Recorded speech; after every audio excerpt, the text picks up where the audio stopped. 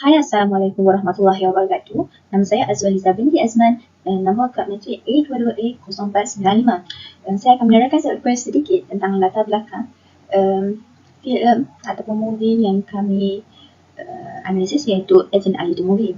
Agent Ali The Movie atau tajuk kecilnya Missing Young merupakan filem animasi komputer berjenis aksi berdasarkan siri animasi temukan Malaysia, iaitu Agent Ali, yang mengikuti misi perisik kanak-kanak bernama Agent Ali yang berusaha merungkaikan misteri di sebalik teknologi yang menghantar sebuah bandar yang bernama Cyber Raya serta mempertaruhkan kesediaan dan agensi rahsia, iaitu Mata.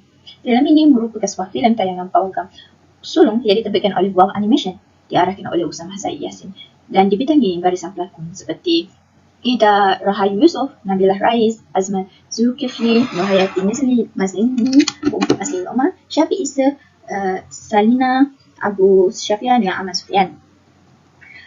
Filem ini ditulis oleh gabungan beberapa penulis, iaitu Usama Said Yassin, Syafiq Issa dan Fuad Muaddin. Animasi ini juga diedarkan oleh Premier Works Studio.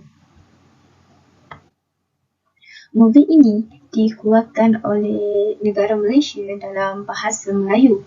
Bajet pada movie ini adalah 6.5 juta. Pencapaian gong katanya apabila mendapat 30.05 juta dari tayangannya pada 28 November 2019 dan durasi pada movie ini adalah 97 minit. Pengajaran. Antara pengajaran yang terdapat dalam Agent Ali ialah kasih sayang. Itulah yang ditunjukkan oleh Ali dan mamanya, Raya. Meskipun Ali sudah lama meninggal dunia, kasih sayang Ali terhadap mamanya itu tidak pernah padam, kerana kasih sayang yang tidak terpadam itulah yang menjadikan kekuatan Ali untuk menghadapi musuh semakin bertambah. Selain itu, pengajaran boleh diambil dalam filem Agent Ali ialah tolong-menolong. Tak ketinggalan juga seperti watak Allah dalam EATM, beliau merupakan seorang wanita yang berhati mulia. Hal ini dapat dilihat melalui kesungguhan beliau dalam membantu Niki, rakan barunya dalam mengubah nasib kampungnya yang terletak di kawasan fikiran jauh dari bandar Cyberraya. Bukan itu sahaja, Alia juga turut dilihat membantu Niki dalam memberi kerjasama mencari jantung estetik buat ibu angkatnya. Pengajaran seterusnya ialah ego dan petikan diri. Seperti watak Datuk Atman, Datuk Bandar Cyberraya merupakan seorang pemimpin yang sangat ego dan rakus membina kemajuan. Kerakusan dan keegoan itu menyebabkan golongan pinggiran teraniaya, terutama apabila tanah mereka dirampas untuk pembinaan kilang teknologi. Tambah memberikan, Datuk Atman langsung tidak mengambil peduli hal ehwal orang bawahnya, tetapi hanya pandai memberi arahan sahaja. Sikap Datuk Atman yang ego ini wajar dijadikan iktibar oleh para pemimpin kerana keegoan pemimpin tidak mendatangkan manfaat buat yang dipimpin, tetapi beban yang akhirnya memakan diri. Akhir sekali, pengajaran yang boleh diambil dari filem Agent Ali ialah pertentangan antara kelas sosial. Pertentangan antara kelas sosial jelas terpapar di dalam filem ini antara golongan atasan dan golongan bawahan. Golongan bawahan ialah yang tinggal di pinggiran yang ditindas teruk oleh golongan atasan untuk mengaut keuntungan dan membangun bangunan yang pesat di tempat tinggal golongan bawahan. Vitra Chandra adalah seorang peneraju cyberraya dan bersifat kapitalis yang hanya mementingkan perniagaan dan keuntungan semata-mata sehingga tidak menghiraukan nasib golongan pinggiran. Analisis falsafah. Analisis yang dapat dinyatakan dalam movie ini adalah falsafah baharu. Falsafah baharu terdiri daripada teknologi, organisasi, ekologi, dan etika dan peradaban. Antara falsafah baharu yang akan dinyatakan adalah yang pertama ialah falsafah teknologi. Falsafah teknologi terdapat dalam yang terbukti dalam movie ini adalah penggunaan teknologi tinggi, iaitu seperti Iris Neo dan Iris Neo. Mereka menggunakan teknologi tinggi ini adalah untuk membantu kepada ejen-ejen Mata untuk membantu respon jenayah. Seterusnya ialah falsafah organisasi. Bukti yang terdapat dalam movie Agent Ali adalah organisasi Mata yang bertanggungjawab untuk melindungi Pusat Bandar Cyberraya dan melindungi Perdana Menteri. Seterusnya ialah falsafah ekologi. Ekologi merupakan berkaitan dengan pertumbuhan semula jadi, iaitu alam sekitar. Buktinya dalam movie ini adalah tumbuh-tumbuhan yang berada di hadapan pusat bangunan perdana dihancurkan kerana berlakunya perlawanan antara orang pinggiran dan Ali. Seterusnya ialah cara berfikir secara induktif dan heuristik. Okey, falsafah secara induktif. Apabila kekalahan Ali dengan orang pinggiran menyebabkan mereka menganggap Ali adalah orang jahat yang akan menceroboh kawasan pinggiran. Orang pinggiran pula menganggap Ali adalah orang jahat kerana kerajaan telah menghancurkan kawasan mereka.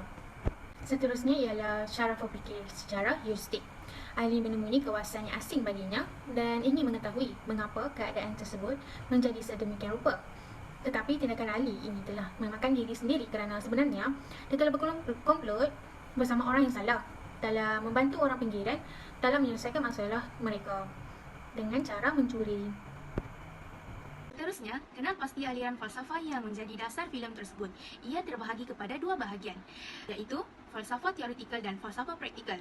Falsafah teoretikal merupakan persoalan-persoalan dasar yang memerlukan satu usaha intelektual yang mendalam untuk menjawabnya.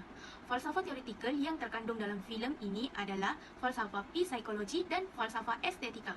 Falsafah psikologi membawa maksud memahami minda dan tingkah laku manusia. Falsafah ini juga turut memerhati elemen fisiologi dan biologi yang mendasari fungsi dan kognitif. Sebagai contoh, Ali Pengsan lalu masuk ke dalam dimensi Iris di mana ibunya menasihati bahawa kejayaannya bukan datang dari peranti tetapi pengguna. Bagi falsafah estetika pula membawa maksud kepekaan pada kesenian dan keindahan. Ia juga membawa maksud kritis yang menggambarkan, mentafsirkan dan pengalaman seni. Contohnya, kesenian dalam menyelamatkan Dato' Othman, iaitu Datuk Bandar Cyberraya yang menaiki kapal terbang yang dirampas oleh penceroboh, lalu ejen mata menyelamatkannya dengan tangkas.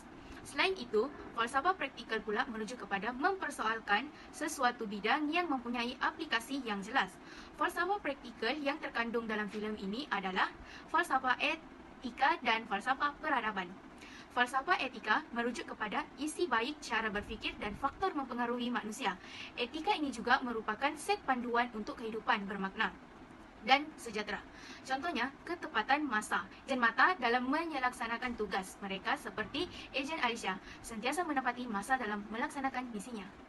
Bagi falsafah peradaban pula bermaksud kehidupan masyarakat mencapai kehalusan tata susila. Contohnya, ejen Ali meminta maaf kepada Niki apabila mengetahui mode override telah aktif semasa menyerbu sarang Vikram pada malam itu. Falsafah pendidikan negara. Pendidikan di Malaysia merupakan suatu usaha berterusan ke arah lebih memperkembangkan potensi individu secara menyeluruh dan bersepadu untuk mewujudkan insan yang seimbang dan harmonis dari segi intelek, rohani, emosi dan jasmani berdasarkan kepercayaan dan kepatuhan kepada Tuhan. Contohnya, jiran ejen Ali merupakan kaum Cina iaitu Victor dan ibunya sering berkongsi makanan dan menjamu selera di rumah ejen Ali. Di samping itu, ejen Alicia merupakan anak yatim piatu yang telah dibesarkan oleh mamu yang berasal daripada India Muslim.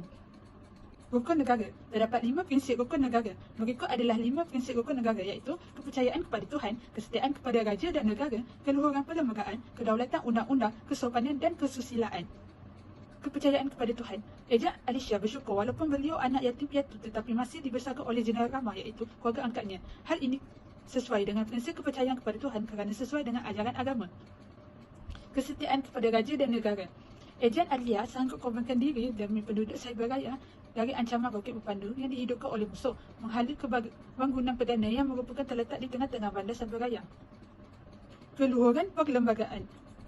Dato' Osman menjaga keamanan dan kestabilan negara dengan menubuhkan MATA sebagai barisan pertama pertahanan Cyberraya.